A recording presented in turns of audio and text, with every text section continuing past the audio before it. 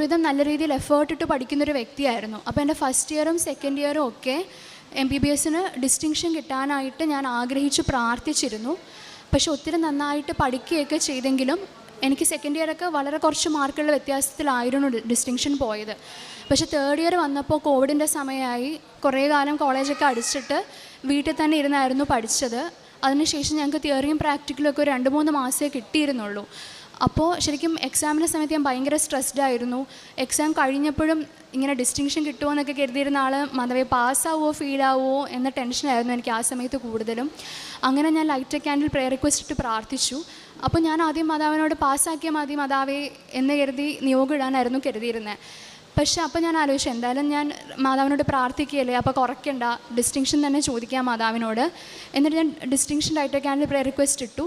എന്നിട്ട് പിന്നെയും ഞാനിങ്ങനെ ഒന്നുകൂടെ എനിക്ക് മാതാവേ 77% തരണം, 75 എബോവ് ആണ് ഡിസ്റ്റിങ്ഷൻ, അപ്പോൾ 77 വേണം മാതാവേ എന്ന് പറഞ്ഞ് എൻ്റെ ബൈബിളിൽ ഞാൻ എഴുതി വെച്ചിട്ട് പ്രാർത്ഥിക്കാൻ തുടങ്ങി. എന്നിട്ട് എക്സാമൊക്കെ കഴിഞ്ഞു. പിന്നെ ഞാൻ വെക്കേഷന് വീട്ടിലൊക്കെ വന്നു. അതിന് ശേഷമായിരുന്നു റിസൾട്ട് വന്നത്. അപ്പോൾ ഞാനും പപ്പയും ഒന്നിച്ചിരിക്കുന്ന സമയത്താണ് റിസൾട്ട് വന്നത്. ശരിക്കും ഫെയിൽ ആവുമെന്ന് പേടിച്ച് ഞാൻ റിസൾട്ട് തുറന്നു പോലും നോക്കുന്നുണ്ടായിരുന്നില്ല. ഡാഡ എന്നോട് തുറക്കെന്ന് പറയുന്നെങ്കിലും ഞാൻ ഭയങ്കരമായിട്ട് പേടിച്ചിട്ട് ഡാഡയോട് ഇങ്ങനെ ഡാഡ ഞാൻ എന്തായാലും ഒരു സബ്ജക്റ്റ് എന്തായാലും എനിക്ക് പോവും, ഡാഡ വിഷമിക്കരുത്, ഞാൻ എഴുതിയെടുത്തോളാം എന്നുള്ള അങ്ങനെയൊക്കെ പറഞ്ഞിട്ടായിരുന്നു ഞാൻ റിസൾട്ട് നോക്കിയത്. എന്നിട്ട് ആദ്യമേ തന്നെ മാർക്കൊക്കെ നോക്കുന്നതിന് മുന്നേ പാസ്സാണോ ഫെയിലാണോ എന്ന് റിസൾട്ട് എന്ന് പറഞ്ഞൊരു കോളമുണ്ട്. അതിലേക്ക് എത്തിയപ്പോൾ ഡിസ്റ്റിങ്ഷൻ എന്ന് പറഞ്ഞായിരുന്നു അതിലുണ്ടായിരുന്നത്. അപ്പോൾ ശരിക്കും not by merit but by grace എന്ന് ഞാൻ ആദ്യം മനസ്സിലാക്കിയത് അപ്പോഴായിരുന്നു. കാരണം എൻ്റെ മെറിറ്റ് വെച്ചിട്ട് ഞാൻ ചെറുപ്പം മുതലേ പ്രാർത്ഥിക്കുന്നൊരു വ്യക്തിയാണ്. പക്ഷേ എൻ്റെ മെറിറ്റിൽ ഞാൻ കുറച്ചുകൂടെ ഊന്നൽ കൊടുത്ത് ഫസ്റ്റ് ഇയർ സെക്കൻഡ് ഇയർ ഒക്കെ ട്രൈ ചെയ്തപ്പോൾ എനിക്കൊന്നും കിട്ടിയിരുന്നില്ല. പക്ഷേ തേർഡ് ഇയർ എനിക്ക് ഒരു മെറിറ്റും ഇല്ല. കാരണം എക്സാം നല്ല പാടായിരുന്നു എന്നൊക്കെ വെച്ചപ്പോൾ not by merit but by ഗ്രേസിൽ മാതാവ് എന്നെ ആ എക്സാമിന് ഞാൻ ചോദിച്ച പോലെ തന്നെ പിന്നെ ഞാൻ മാർക്സിൻ്റെ പെർസെൻറ്റേജ് നോക്കിയപ്പോൾ കൃത്യം 77% നൽകി മാതാവ് എന്നെ അനുഗ്രഹിച്ചു. അതിനുശേഷം ഞങ്ങളുടെ കോളേജിൽ ബോണ്ട് ഉണ്ടായിരുന്നു.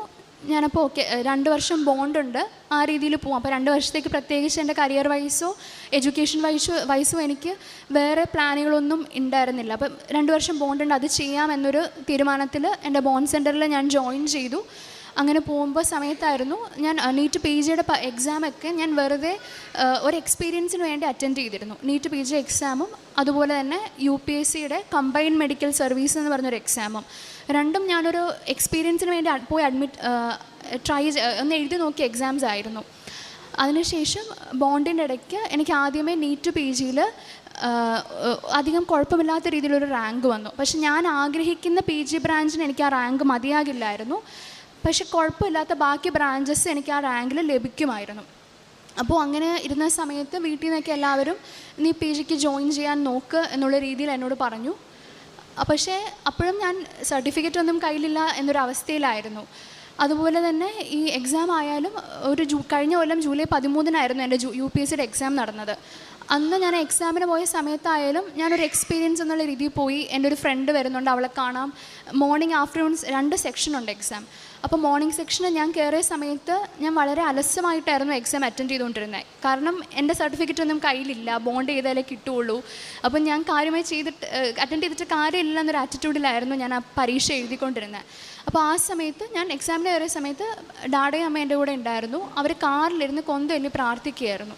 അപ്പോൾ അമ്മയ്ക്ക് പെട്ടെന്ന് ഇന്ത്യയുടെ ഭൂപടത്തിൽ കൃപാസനം മാതാവ് ഇങ്ങനെ നിറഞ്ഞു നിൽക്കുന്ന രീതിയിലൊരു ദർശനം ലഭിച്ചു. അപ്പോൾ അമ്മ ഇങ്ങനെ ഡാഡയോടും ഒക്കെ പറഞ്ഞു, ഇങ്ങനെ ഇന്ത്യയുടെ മാപ്പിൽ മാതാവിനെ കാണുന്നുണ്ട്, ഇതൊരു സെൻട്രൽ ഗവൺമെൻറ് ജോബല്ല UPSCയുടെ, ഇത് മിക്കവാറും കിട്ടുമായിരിക്കും എന്ന് അമ്മ പപ്പയോട് പറഞ്ഞു. ഞാൻ ഇറങ്ങി വന്ന സമയത്ത് എന്നോടും ഇങ്ങനെ പറഞ്ഞു. അപ്പം ഞാനിങ്ങനെ ഓക്കെ അമ്മ എന്നോട് അങ്ങനെ പറഞ്ഞു, ആഫ്റ്റർനൂൺ സെക്ഷൻ നീ ശ്രദ്ധിച്ച് എഴുതണം, മാതാവ് നിനക്ക് തരാൻ ആഗ്രഹിക്കുന്നുണ്ട് എന്ന് എന്നോട് പറഞ്ഞ്. പക്ഷേ അപ്പോഴും ഞാൻ എൻ്റെ മനസ്സിൽ കിട്ടിയിട്ട് എന്താ കാര്യം, സർട്ടിഫിക്കറ്റ് ഒന്നും കയ്യിലില്ല. എൻ്റെ 10th തൊട്ടുള്ള എല്ലാ സർട്ടിഫിക്കറ്റും കോളേജിൻ്റെ കയ്യിലാണ്. അപ്പോൾ 10th സർട്ടിഫിക്കറ്റ് പോലും കയ്യിലില്ല. പിന്നെ മാതാവ് തന്നാലും എന്താ കാര്യം, എന്തായാലും എനിക്ക് പോകാൻ പറ്റില്ലല്ലോ, കൂടുതൽ വിഷമിക്കാനല്ലേ പറ്റുള്ളൂ എന്നുള്ള ആറ്റിറ്റ്യൂഡായിരുന്നു എൻ്റെ മനസ്സിൽ. പക്ഷെ അമ്മ പറഞ്ഞ പോലെ ഞാൻ പ്രാർത്ഥിച്ച് സെക്കൻഡ് സെഷനും ഒക്കെ ഞാൻ അറ്റൻഡ് ചെയ്തു. എക്സാം ഞാൻ ഒട്ടും പ്രിപ്പയർ ചെയ്തേ പോയത്. ഒരു വീക്കിൽ ഞാൻ ലീവ് എടുത്തിരുന്നു. പക്ഷേ ആ സമയത്ത് ഇങ്ങനെ പനി പിടിച്ച് ഞാൻ അങ്ങനെ സീരിയസ് ആയിട്ട് എനിക്ക് പ്രിപ്പറേഷൻ ഒന്നും നടന്നിരുന്നില്ല. അപ്പോൾ ഞാൻ എന്തായാലും കിട്ടില്ലായിരിക്കും എന്നുള്ള രീതിയിൽ തന്നെയാണ് പോയിക്കൊണ്ടിരുന്നത്. അതിനുശേഷം ഇങ്ങനെ പല PG അലോട്ട്മെൻറ്റുകളൊക്കെ വന്നു.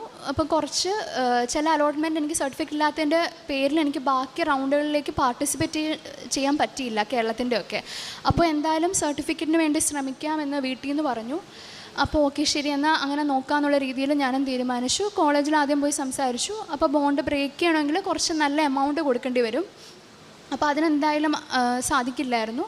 പിന്നെ എൻ്റെ കുറേ ഫ്രണ്ട്സ് ബോണ്ട് തുടങ്ങുന്നതിന് മുൻപേ തന്നെ കേസ് ഫയൽ ചെയ്ത് സർട്ടിഫിക്കറ്റ്സ് വാങ്ങിയിരുന്നു. അപ്പോൾ ഞാനിങ്ങനെ ശരി കേസ് ഫയൽ ചെയ്യാം എന്നൊരു തീരുമാനത്തിൽ കോളേജിനെയും അറിയിച്ച് കേസ് ഞാൻ ഫയൽ ചെയ്തു. പക്ഷേ കേസ് ഫയൽ ചെയ്തിട്ടും അതും എമർജൻസി പെറ്റീഷനായിട്ടായിരുന്നു ഫയൽ ചെയ്തത്, കാരണം PG അലോട്ട്മെൻറ്റ് നടക്കുന്ന സമയമായതുകൊണ്ട്. പക്ഷേ കേസ് ഇങ്ങനെ മാറ്റി വെച്ചുകൊണ്ടിരിക്കുകയായിരുന്നു, ഒരു പ്രോഗ്രസ്സും ഉണ്ടായിരുന്നില്ല. അതിൻ്റെ ഇടയ്ക്ക് UPSCയുടെ റിട്ടേൺ എക്സാമിൻ്റെ റിസൾട്ടും വന്നു. ഞാനപ്പോൾ എനിക്ക് ഒട്ടും പ്രതീക്ഷിക്കാതെ ഞാൻ ഒട്ടും കാര്യമായി എടുത്തില്ല, എനിക്ക് കിട്ടുമെന്ന് പോലും ഞാൻ കരുതിയില്ല. അപ്പം അമ്മ തന്നെയാണ് എന്നോട് ഇങ്ങനെ സൈറ്റിൽ നോക്കി ഇന്ന് വരാൻ സാധ്യതയുണ്ടെന്നുള്ള രീതിയിൽ പറഞ്ഞത്. അപ്പം ഞാനിങ്ങനെ ഭയങ്കര കെയർലെസ്സായി നോക്കിയിട്ട് എനിക്കില്ല എന്നിങ്ങനെ പറഞ്ഞ് മാറ്റി വെച്ചു. അപ്പോഴേക്കും എൻ്റെ അനിയത്തി ഇത് കണ്ടിട്ട് നീ എന്തിനാ ഇത്ര കെയർലെസ്സായിട്ട് നോക്കുന്നേ, ഞാൻ നോക്കാമെന്ന് പറഞ്ഞപ്പോൾ എൻ്റെ റോൾ നമ്പർ ആ റിട്ടേൺ ലിസ്റ്റ് ക്വാളിഫൈ ചെയ്തവരുടെ റോൾ നമ്പേഴ്സിൻ്റെ ഇടയിൽ ഉണ്ടായിരുന്നു. അപ്പോൾ അതും കൂടെ ആയപ്പോൾ എനിക്കിങ്ങനെ സർട്ടിഫിക്കറ്റ് എത്രയും പെട്ടെന്ന് കിട്ടണം എന്നൊരിതായി. ഞാൻ അതിനുവേണ്ടി ശ്രമിച്ചു. ഇവിടെ വന്ന് അച്ഛനെ കണ്ട് പ്രാർത്ഥിച്ചിരുന്നു സർട്ടിഫിക്കറ്റിന് വേണ്ടിയിട്ട്. അതുപോലെ ഉടമ്പടി ധ്യാനം ഞാൻ ഹോളിഡേയ്സ് ലീവായിരിക്കുന്ന സമയത്ത് ഇവിടെ വന്നുകൂടി. ആ സമയത്തൊക്കെ ഞാൻ ഒരു തവണ ഉടമ്പടി ധ്യാനം കൂടുന്ന സമയത്ത് ഞാൻ അവിടെ അറ്റത്തുള്ള സ്റ്റെയറിൻ്റെ ഏറ്റവും മുകളിലാണ് ഇരുന്നിരുന്നത്. അന്ന് ശരിക്കും ഇങ്ങനെ 2 ഓപ്പർച്യൂണിറ്റീസ് മുന്നിലുണ്ട്. അപ്പോൾ അത് ഏത് ചൂസ് ചെയ്യണമെന്ന് എനിക്കറിയില്ല. 2 മാതാവ് തന്നെയാണ്, പക്ഷേ 2നും സർട്ടിഫിക്കറ്റ് വേണം. ഒന്നിപ്പം എൻ്റെ കയ്യിൽ ഒട്ടുമില്ല. അപ്പോഴേക്കും ഈ 3rd ഇയർ എക്സാമിൻ്റെ സമയത്ത് ഞാനിങ്ങനെ ഭയങ്കര സ്ട്രെസ്സായ സമയത്ത് എൻ്റെ മനസ്സിലേക്ക് ഇങ്ങനെ ആരോ പറഞ്ഞു തരുന്ന പോലെ ഒരു വചനം വരുമായിരുന്നു. ആദ്യമേ എനിക്ക് ഇത്രയാണ് എൻ്റെ മനസ്സിലിങ്ങനെ, ഇങ്ങനെ ബലഹീനതയിലാണ് ദൈവത്തിൻ്റെ ശക്തി പൂർണ്ണമായി പ്രകടമാകുന്നതെന്ന്. അപ്പോൾ ചെറുപ്പം തൊട്ടേ ഒത്തിരി വചനങ്ങളൊക്കെ എനിക്കറിയാവുന്ന വ്യക്തി, പക്ഷേ ഈ ഒരു വചനം ഞാൻ ഒരിക്കലും ശ്രദ്ധിച്ചിരുന്നില്ല. പിന്നെ അത് 2 കൊറിന്തോസ് 12:9 ആയിരുന്നു. അതിനുശേഷം ഞാനത് പോയി കണ്ടുപിടിച്ച് ആ വചനം ഇങ്ങനെയായിരുന്നു: നിനക്ക് എൻ്റെ കൃപ മതി, ബലഹീനതയിലാണ് ദൈവത്തിൻ്റെ ശക്തി പൂർണ്ണമായി പ്രകടമാകുന്നതെന്ന്. അപ്പോൾ 3rd ഇയർ ഞാനത് വെച്ച് പ്രാർത്ഥിച്ചിരുന്നു. അതുപോലെ തന്നെ അന്ന് ഉടമ്പടി ധ്യാനം കൂടുന്ന സമയത്തും എനിക്ക് പിന്നെയും ഈ വചനം ഇങ്ങനെ മനസ്സിലേക്ക് വരുമായിരുന്നു. അപ്പോഴത്തേക്കും ഞാൻ കർത്താവിനോട് പ്രാർത്ഥിച്ചു, ശരി കർത്താവ്, 10th സർട്ടിഫിക്കറ്റ് പോലും എൻ്റെ കയ്യിലില്ല, എങ്ങനെയാണ് PG അലോട്ട്മെൻറ്റ് പ്രൊസീഡ് ചെയ്യുന്നത്, ഇൻ്റർവ്യൂവിന് എങ്ങനെയാണ് സർട്ടിഫിക്കറ്റുമായിട്ട് ഞാൻ പോകുന്നത്, ഒന്നും എനിക്കറിയില്ല. കംപ്ലീറ്റ് ക്ലൂലെസ് ആയിട്ട് നിൽക്കുകയാണ്. ഒന്നുമില്ല, മെറിറ്റിൻ്റെ ഒന്നുമില്ല, എല്ലാം നീ തന്നാലേ ഉള്ളൂ. എല്ലാം കർത്താവിനെ ഏൽപ്പിച്ചിട്ട് ഞാൻ അന്ന് ഇവിടുന്ന് പ്രാർത്ഥിച്ചിട്ട് പോയി. അതിനുശേഷം ഇങ്ങനെ ഞാൻ അന്യസംസ്ഥാനത്തായിരുന്നു എൻ്റെ MBBS ചെയ്തത്. അപ്പോൾ അവിടുത്തെ അലോട്ട്മെൻറ്റിന് എനിക്ക് പങ്കെടുക്കാമായിരുന്നു NEET PGയുടെ. അപ്പോൾ അങ്ങനെ അവിടെ പോകുന്ന സമയത്ത് ഡ്യൂട്ടിയൊക്കെ കഴിഞ്ഞ് ഡാഡയാണ് വന്നാണ് ഞങ്ങളങ്ങനെ കൊണ്ടുപോയത്. ആ സമയത്ത് ആ സർട്ടിഫിക്കറ്റ്സ് നമ്മൾ വെരിഫൈ ചെയ്യണം. അപ്പം 10th എല്ലാ സർട്ടിഫിക്കറ്റ്സും അതിൽ വരണം. അപ്പം ഞാനൊരു ഫയൽ എടുത്തു, എൻ്റെ എല്ലാ സർട്ടിഫിക്കറ്റുകളും വെച്ചു. പക്ഷേ എൻ്റെ 10th +2 ഇൻറ്റേൺഷിപ്പ് സർട്ടിഫിക്കറ്റ്, എൻ്റെ MBBSൻ്റെ ഡിഗ്രി സർട്ടിഫിക്കറ്റ്, അങ്ങനെ ഏറ്റവും പ്രധാനപ്പെട്ട സർട്ടിഫിക്കറ്റിൽ ഒന്നും തന്നെ അതിലില്ല. അപ്പോൾ അതിൽ പോകുന്നത് ശരിക്കും കാര്യമില്ല എന്നെനിക്ക് മനസ്സുകൊണ്ട് എനിക്ക് അറിയായിരുന്നു. കാരണം ആരിത് കണ്ടായാലും എന്തിൻ്റെ ബേസിസിൽ അടുത്ത റൗണ്ടിലേക്ക് അലോട്ട്മെൻറ്റിന് എഗ്രി ചെയ്യുന്നത് എന്നോട് ചോദിക്കുമ്പോൾ എനിക്ക് 100% ഉറപ്പായിരുന്നു. ഞാനപ്പോൾ അത്രയും വിഷമിച്ചാണ് ആ എക്സാമിനേഷൻ അതോറിറ്റിയുടെ അങ്ങോട്ട് സർട്ടിഫിക്കറ്റ്സിൻ്റെ വെരിഫിക്കേഷനായിട്ട് കടന്നു ചെല്ലുന്നത്. അപ്പോൾ പോകുന്നതിന് പപ്പയൊക്കെ എൻ്റെ കൂടെ വന്നിട്ടുണ്ട്. പപ്പയ്ക്ക് ആ സമയത്ത് കാലൊക്കെ വയ്യാതിരിക്കുമായിരുന്നു. അപ്പോൾ ഡാഡ ഇങ്ങനെ ഞൊണ്ടി നടന്ന് എൻ്റെ കൂടെ വന്ന് കാല് ഭയങ്കര വേദനയായിട്ടപ്പം ഡാഡേനെ ഇത്രയും ബുദ്ധിമുട്ടിച്ചു, ഒന്നും നടക്കില്ല, അവരത് കണ്ടുകൊണ്ട് ഇത്രയും തിരക്കിൻ്റെ ഇടയ്ക്ക് എന്തിനാണ് വന്നതെന്ന് ചോദിച്ച് എന്നെ പറഞ്ഞു വിടുന്നത് തന്നെയാണ് ഞാൻ കരുതിയത്. എന്നിട്ട് ഞാൻ ആ വെരിഫിക്കേഷൻ ഹാളിൻ്റെ ഉള്ളിലേക്ക് കയറി.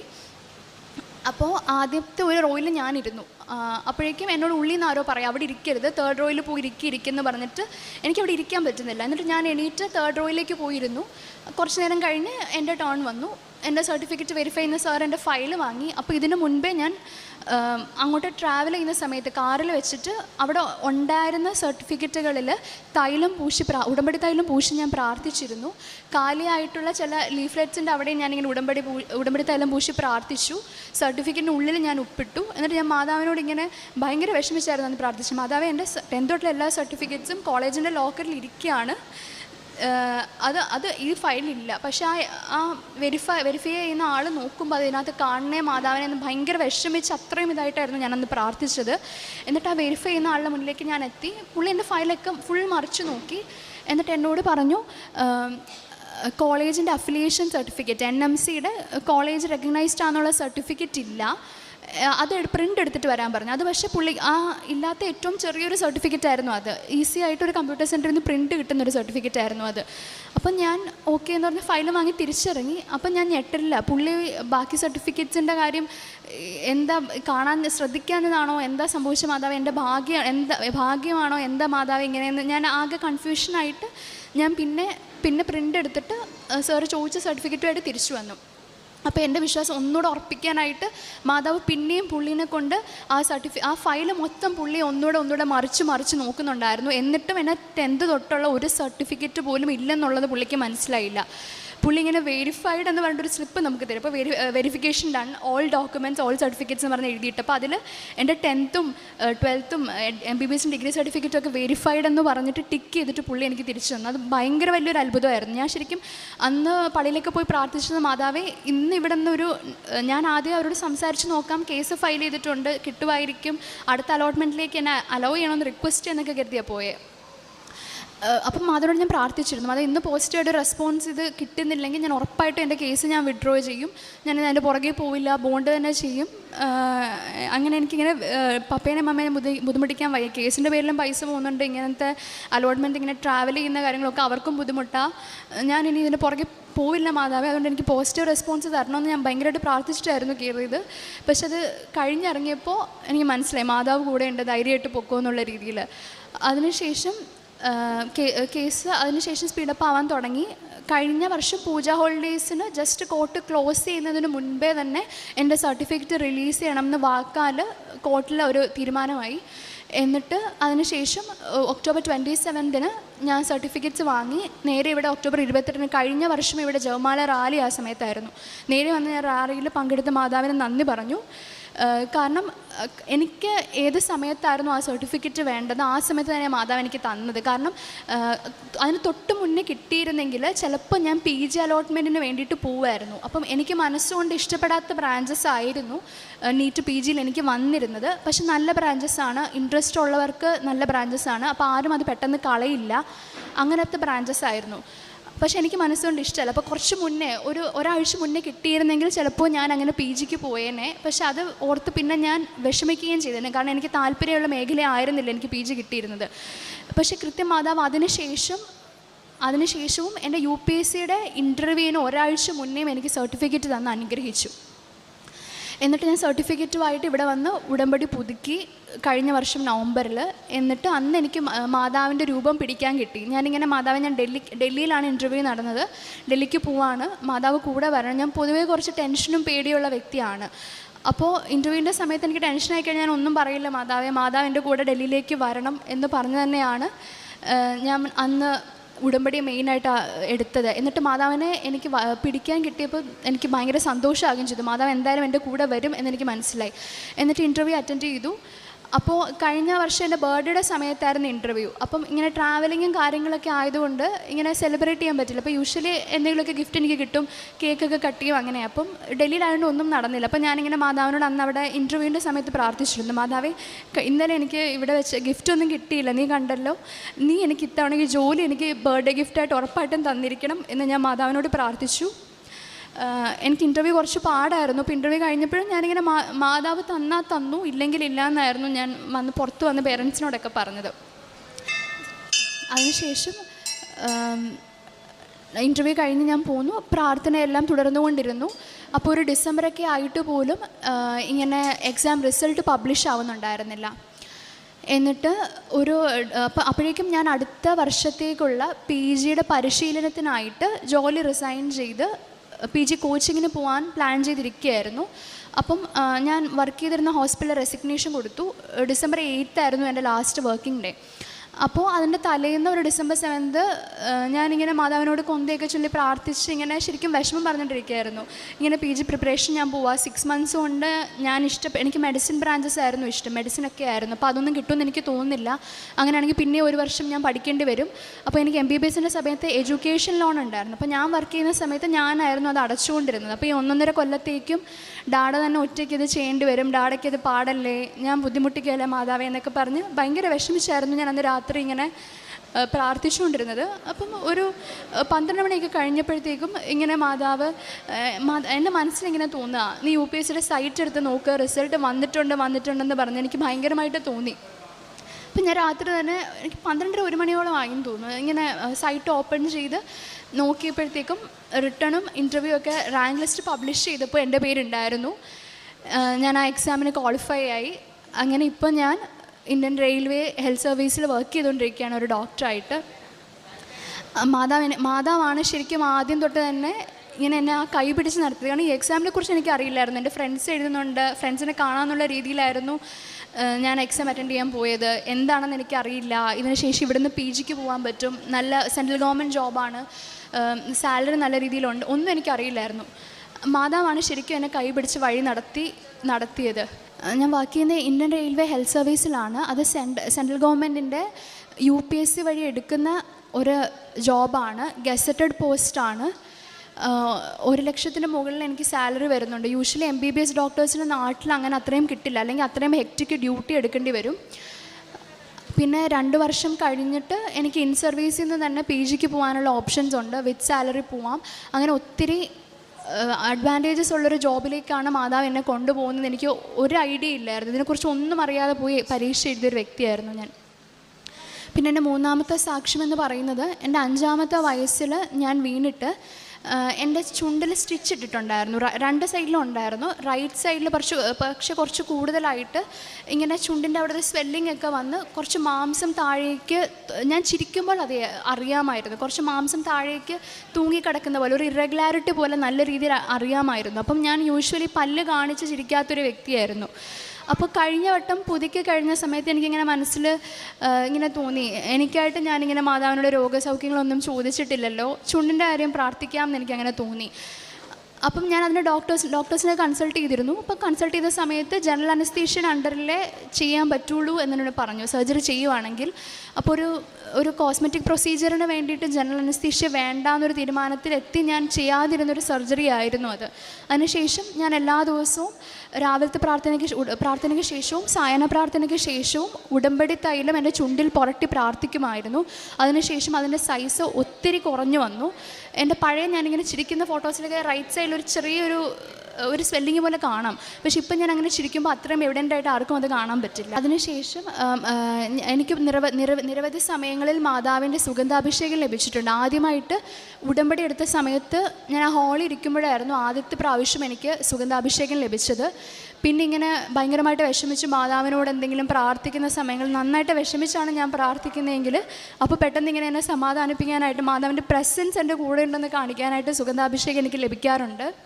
അമ്മയ്ക്ക് ഇങ്ങനെ ചെറിയൊരു ന്യൂമോണിയ പോലെ സ്റ്റാർട്ടിങ് പോലെ വന്ന് അഡ്മിറ്റ് ആവാൻ പറഞ്ഞിട്ട് അമ്മ അഡ്മിറ്റ് ആവാതെ വീട്ടിൽ കുറച്ച് മെഡിസിൻസൊക്കെ എടുത്ത് വയ്യാതിരിക്കുന്ന സമയത്തും ഓക്സിജൻ്റെ സാച്ചുറേഷൻ കുറച്ച് താഴുന്നുണ്ടായിരുന്നു.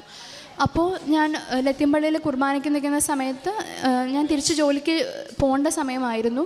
അപ്പോൾ ഇങ്ങനെ മാതാവേ അമ്മയെ നോക്കിക്കോണം, മാതാവിനെ ഏൽപ്പിച്ചിട്ട് പോവാം, ഞാൻ പോകുന്നതിന് മുമ്പേ സാച്ചുറേഷൻ എനിക്ക് 97 എങ്കിലും കാണണം, അല്ലെങ്കിൽ എനിക്ക് ഭയങ്കര ടെൻഷനായിരിക്കും മാതാവേ എന്ന് പ്രാർത്ഥിച്ചപ്പോൾ എനിക്ക് അവിടെ വെച്ച് ഭയങ്കര ശക്തമായ സുഗന്ധാഭിഷേകം ലഭിക്കുകയും വീട്ടിൽ വന്ന് ഞാൻ നമ്മുടെ സാച്ചുറേഷൻ നോക്കിയപ്പോൾ 97 കാണുകയും ഞാനിങ്ങനെ ശരിയാണെന്നറിയാം 1-2 പ്രാവശ്യം നോക്കുമ്പോഴും 97 തന്നെ കാണുകയും അങ്ങനെ മാതാവ് അനുഗ്രഹിക്കുകയും ചെയ്തിട്ടുണ്ട്. പിന്നെ ഒരു ദിവസം ഞങ്ങൾ പള്ളികൾ സന്ദർശിക്കാറുണ്ട്. ഒരു ഏരിയയിൽ ആ പ്രദേശത്തെ പള്ളികളിലെല്ലാം കയറി പ്രാർത്ഥിച്ചു പോകുന്ന ഒരു രീതി ഞങ്ങൾക്ക് പണ്ട് തൊട്ട് ഞങ്ങൾ ചെയ്യുന്നതാണ്. അപ്പം ഒരു പ്രാവശ്യം ഞങ്ങൾ കൊല്ലം സൈഡിൽ അങ്ങനെ പള്ളികളിൽ കയറി പ്രാർത്ഥിക്കുകയായിരുന്നു. അപ്പോൾ ഒരു ദേവാലയത്തിൽ കയറി ഇറങ്ങിയ സമയത്ത് എനിക്ക് ശക്തമായിട്ട് മാതാവിൻ്റെ സുഗന്ധാഭിഷേകം ലഭിച്ചു. മുല്ലപ്പൂവിൻ്റെ ഭയങ്കര സ്ട്രോങ് സ്മെല്ല് എനിക്ക് വന്നു. അപ്പോൾ ഞാൻ ഉടനെ അമ്മയോട് ചോദിച്ചു, അമ്മയ്ക്ക് അങ്ങനെ എന്തെങ്കിലും സ്മെല്ല് വരുന്നുണ്ടോ എന്നുള്ള രീതിയിൽ. അപ്പോൾ അമ്മ എന്നോട് അമ്മയ്ക്കും അങ്ങനെ സ്മെല്ല് വരുന്നുണ്ടെന്ന് പറഞ്ഞു. അപ്പം ഞാൻ കരുതി എന്നാൽ ശരി അടുത്ത് മുല്ലപ്പൂ എന്തെങ്കിലും കാണുമായിരിക്കും എന്ന് ഞാൻ ചുറ്റും നോക്കി. അപ്പം പക്ഷേ അവിടെ മുല്ലപ്പൂവിൻ്റെ മാല ഒന്നും ഉണ്ടായിരുന്നില്ല, പൂക്കൾ ഒന്നും ഉണ്ടായിരുന്നില്ല. എന്നിട്ട് തിരിഞ്ഞ് ഞാൻ നോക്കുന്ന സമയത്ത് ദൂരെ മാതാവിൻ്റെ ഒരു രൂപം ഉണ്ടായിരുന്നു. അപ്പോൾ അതിലെനിക്ക് എന്തോ മുല്ലപ്പൂവിൻ്റെ മാല പോലെ എന്തോ കടക്കുന്ന പോലെ തോന്നി. അപ്പം ഞാൻ അമ്മയോട് പറഞ്ഞു, അമ്മ അവിടെ നിന്നായിരിക്കും, അവിടെയും കൂടെ പോയി പ്രാർത്ഥിച്ചിട്ട് വരാം. ഞങ്ങൾ ദേവാലയത്തിൽ പോയി, പക്ഷേ മാതാവിൻ്റെ ഗ്രോട്ടോടെ അടുത്ത് കയറിയിട്ടുണ്ടായിരുന്നില്ല. എന്നിട്ട് ഞാൻ പുറകിലേക്ക് പോയി അവിടെ ചെന്നപ്പോഴത്തേക്ക് അതൊരു പ്ലാസ്റ്റിക് മുല്ലപ്പൂവിൻ്റെ മാലയായിരുന്നു, ഒറിജിനൽ ആയിരുന്നില്ലത്. അപ്പോൾ പക്ഷേ മാതാവിൻ്റെ അടുത്ത് എത്തിയതും ആ സ്മെല്ല് പിന്നെ വരുന്നുണ്ടായിരുന്നില്ല, അത്രയും സ്ട്രോങ് സ്മെല്ല് പിന്നെ എനിക്ക് കിട്ടിയില്ല. അപ്പോൾ എനിക്ക് അത് റോസാ മിസ്റ്റിക്ക മാതാവിൻ്റെ രൂപമായിരുന്നു. അത് കഴിഞ്ഞ് ഞാൻ പിന്നെ വന്ന് ഇങ്ങനെ വണ്ടി കയറി ഡേറ്റൊക്കെ നോക്കിയപ്പോൾ അന്ന് ജൂലൈ 13-ാം തീയതിയായിരുന്നു റോസാ മിസ്റ്റിക്ക മാതാവിൻ്റെ തിരുനാളിൻ്റെ ദിവസമായിരുന്നു. അപ്പോൾ മാതാവ് ഇങ്ങനെ എൻ്റെ തിരുനാളായിട്ട് എൻ്റെ രൂപം ഉണ്ടായിട്ട് ഇങ്ങനെ അടുത്ത് വരാതെ പോവാണോ എന്ന് ചോദിച്ച് എന്നെ വിളിച്ച് അവിടെ നിന്ന് മാതാവ് തന്നെ എന്നെ വിളിച്ച പോലെ എനിക്ക് തോന്നി. അവിടെ നിന്ന് പ്രാർത്ഥിക്കാനും സാധിച്ചു. അതുപോലെ പ്രേക്ഷിത പ്രവർത്തനങ്ങളായിട്ട് ഞാൻ പത്രം വാങ്ങി കൊടുക്കാറുണ്ട്. അപ്പോൾ ട്രെയിനിങ്ങിൻ്റെയൊക്കെ ഭാഗമായിട്ടൊക്കെ കേരളത്തിന് പുറത്തേക്ക് എനിക്ക് ഒത്തിരി പോകേണ്ടി വന്നിട്ടുണ്ട്. അപ്പം കഴിഞ്ഞ കുറച്ച് നാളുകളായിട്ട് കൂടുതലും ഞാൻ തമിഴ്നാട്ടിൽ പോയി പത്രം കൊടുത്തിട്ടുണ്ട്, കർണാടകയിലും പോയി പത്രം കൊടുത്തിട്ടുണ്ട്. അപ്പോൾ കേരളത്തിൽ കൊടുക്കുന്ന സമയത്ത് മിക്കവർക്കും കൃപാസനത്തെക്കുറിച്ച് അറിയാവുന്നതുകൊണ്ട് എന്നോട് അധികം അങ്ങനെ ചോദിക്കാറില്ല. പക്ഷേ ഇങ്ങനെ പുറത്ത് പോയി കൊടുക്കുന്ന സമയത്ത് അവർ പലവരും ഞാൻ കൊടുത്ത മിക്ക ആൾക്കാരും ആദ്യമായിട്ട് കേൾക്കുന്നവരായിരുന്നു.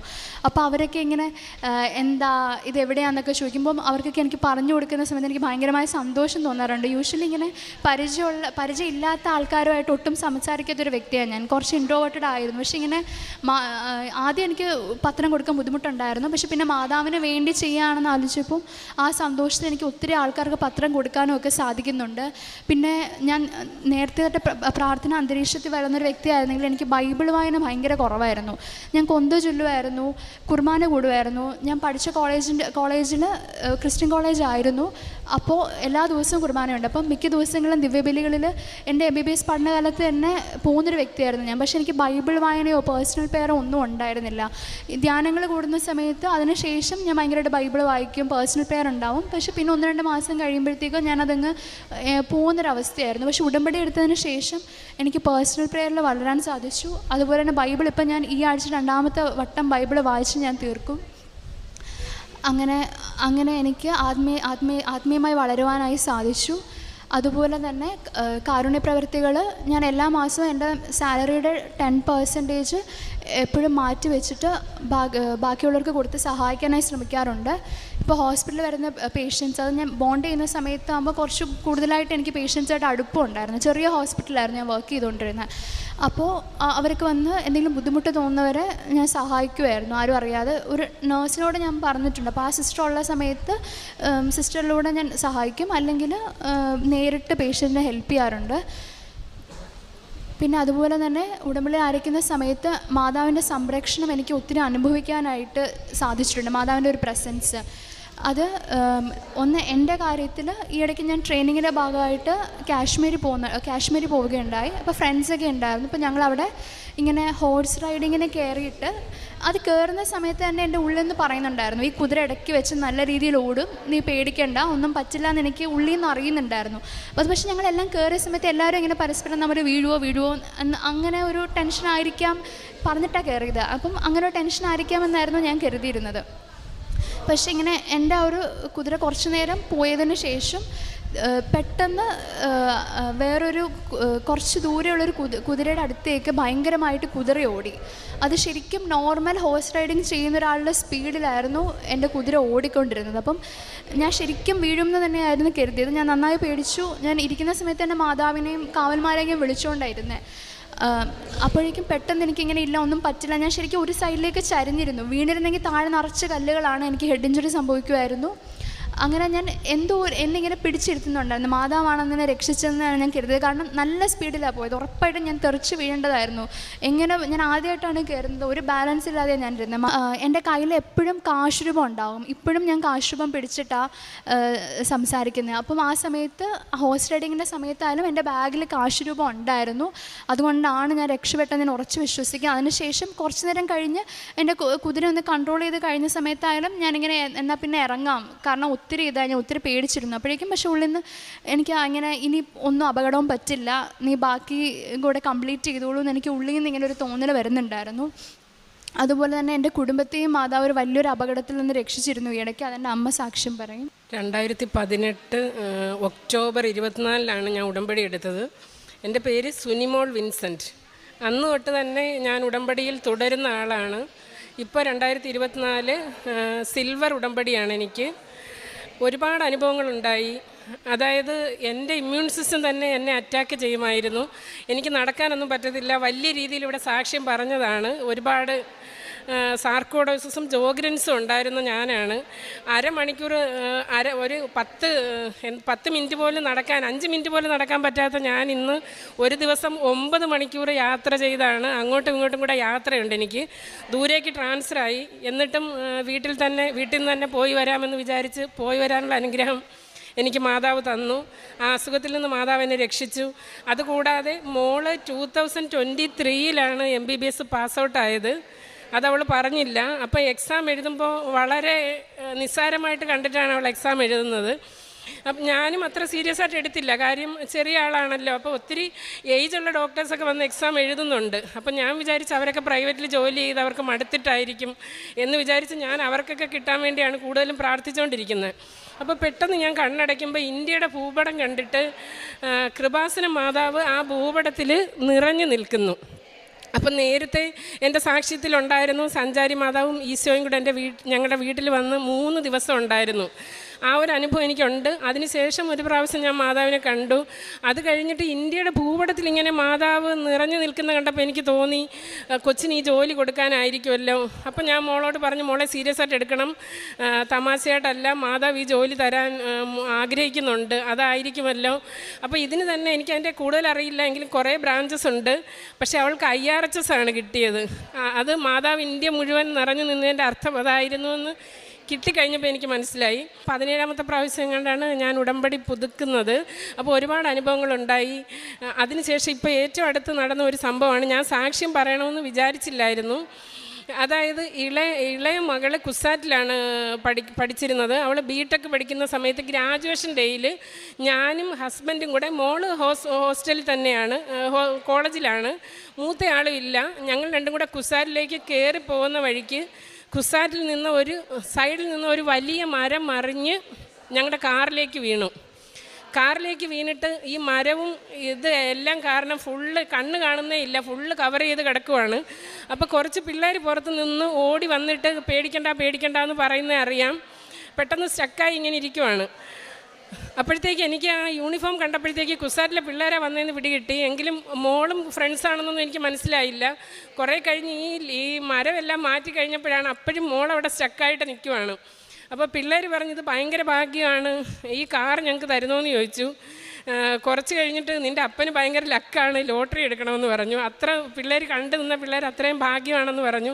പക്ഷേ അപ്പോഴെൻ്റെ മനസ്സിൽ ഞാൻ ഹസ്ബൻഡിനോട് പറഞ്ഞു, നമ്മുടെ കാറിൽ തന്നെ വീണത് കാര്യമായി.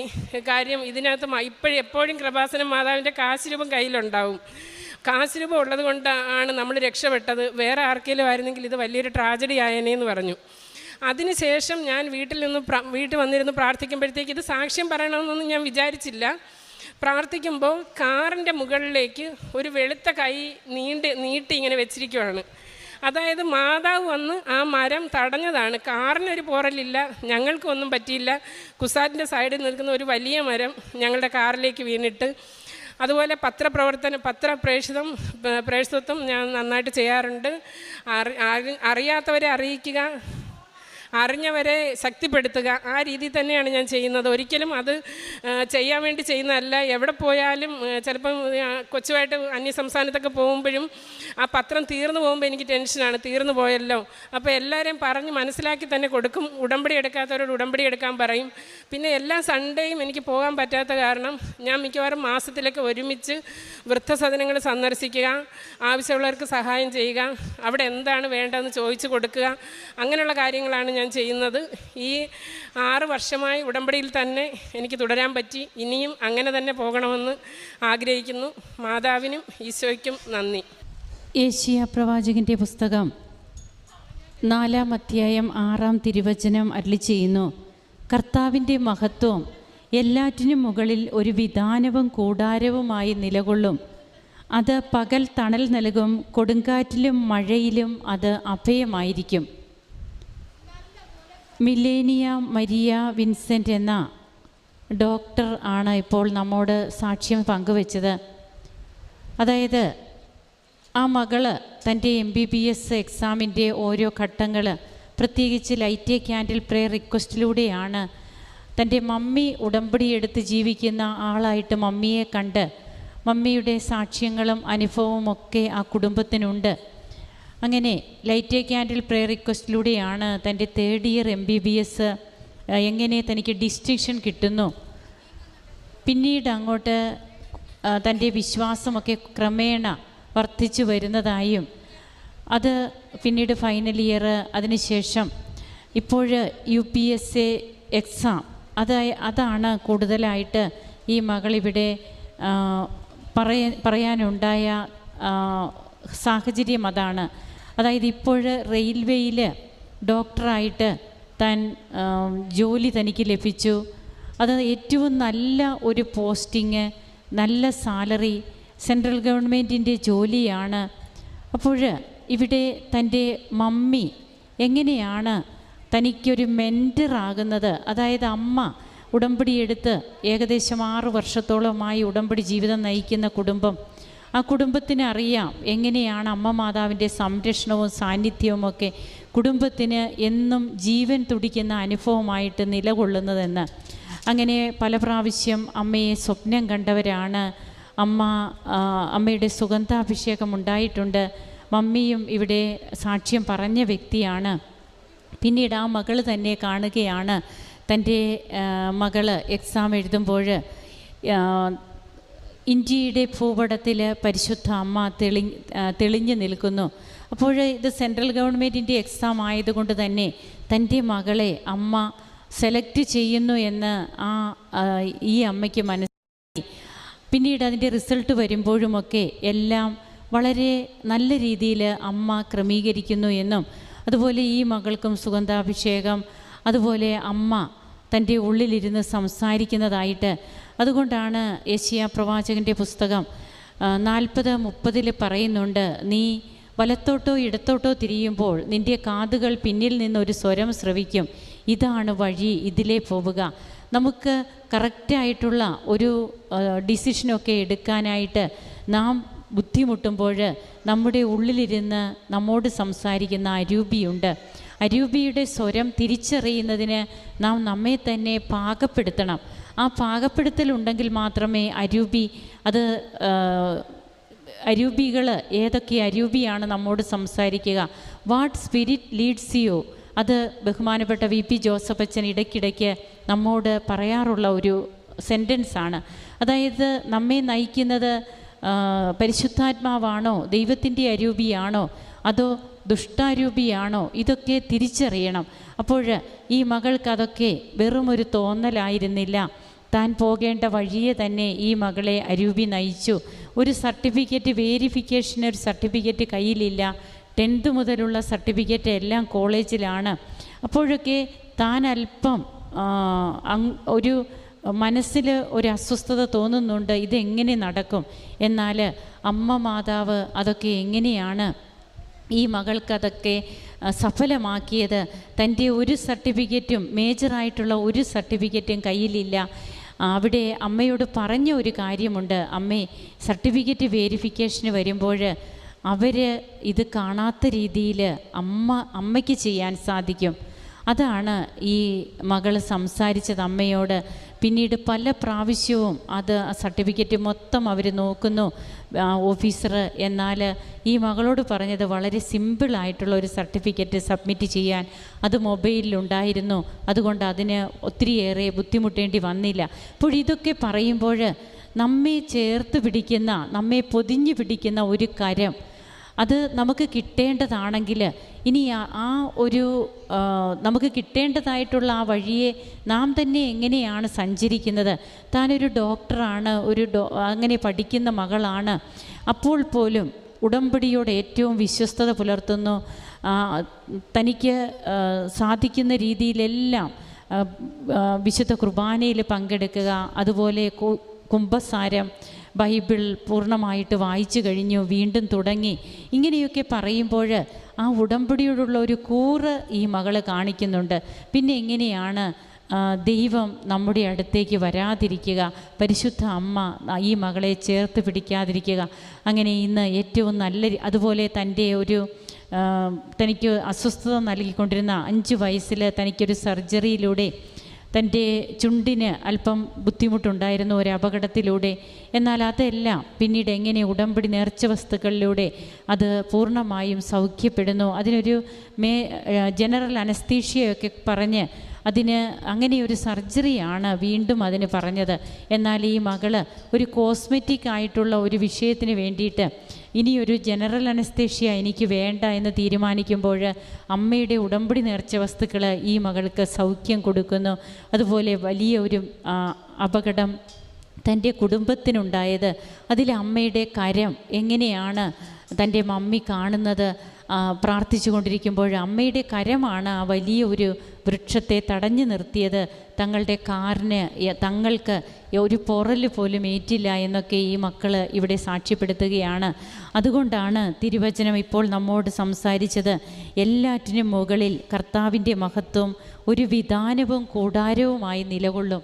നമുക്ക് എല്ലായ്പ്പോഴും തണലേകുന്ന, നമ്മെ സംരക്ഷിക്കുന്ന വാഗ്ദാന പേടകമാണ് ഈശോയും അമ്മയും.